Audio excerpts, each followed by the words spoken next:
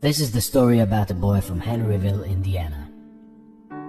In 1895, when he was 6 years old, his father passed away. His mother had to start working in a tomato cannery, leaving him to cook and care for his siblings. Life hit him hard at a very young age, and because of the difficult situation he faced, he had to work as a farmhand at the age of 10. When he was in 6th grade, he dropped out of high school and left his home. He started working as a painter of horse carriages. When he was 16, he faked his age to enlist in the US Army. After being honorably discharged a year later, he started working as a railway laborer and studied law at the nearby university, until he ruined his legal career by getting into a fight. He was forced to move back in with his mom and get a job selling life insurances. After some time, he got fired for not following orders. Some years later, he established a ferryboat company, and it was an instant success. Later on, he tried cashing in on his ferryboat business to create a chemical lamp manufacturing company, only to find out that another company was already selling electric lamps much better than his company's lamps. All this hardship in life, but this guy wouldn't give up. He moved to work as a salesman for a tire company. But again, he lost his job when the company closed its manufacturing plant. By the age of 40, he met the general manager of an oil company, who asked him to run a service station for him. But the station had to close down again as a result of the Great Depression. That same year, the Shell Oil Company offered him a service station, rent-free, in return for paying the company a percentage of sales. He started operating the service station and also began to serve chicken dishes and other simple meals for people who were stopping by at the station. His pan-fried chicken soon became a favorite with the people of the area and made him famous in the region. A few years later, he took out the station and started a proper restaurant. After fairly succeeding at this venture, he started to advertise his food, and to his shock, an argument erupted out of the blue with a local competitor and resulted in a fatal shootout with one of his employees dying. 4 years later, he bought a motel next to his chicken restaurant, hoping for better business. But it caught fire and burned down to the ground together with his restaurant.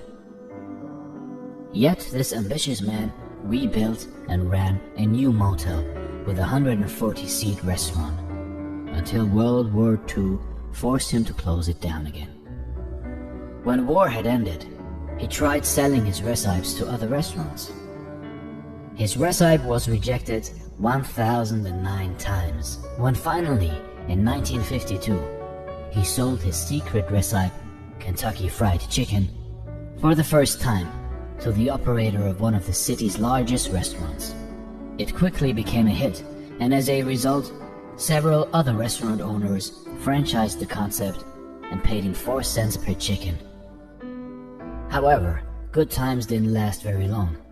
His own restaurant was crippled when an interstate highway reduced customer traffic. He sold it and was left only with his savings and $105 a month from Social Security. So finally, he pursued his dream to franchise his chicken concept nationwide and traveled the US looking for suitable restaurants. He opened a new restaurant and a company headquarters in 1959. He often slept in the back of his car. He visited restaurants, offered to cook his chicken, and if the owners liked it, then he negotiated a franchise right. In 1965, at the age of 75, he was just getting started.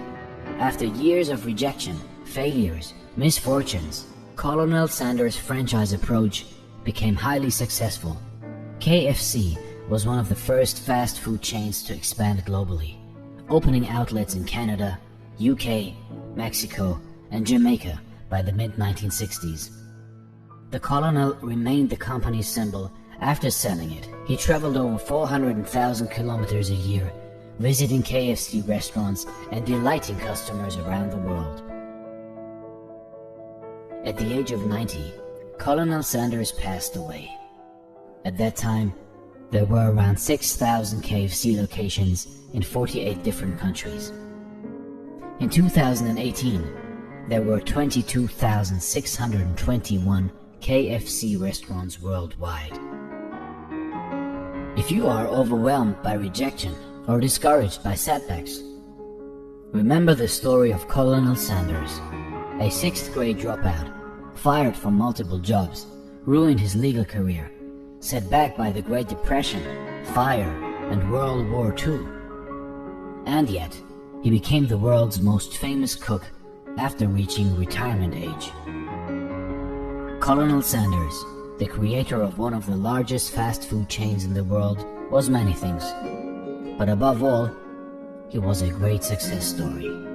With his story, we can learn that despite of thousands of rejections and misfortunes, how dedication, along with hard work, can create success, regardless of age. Thanks for watching, and stay blessed.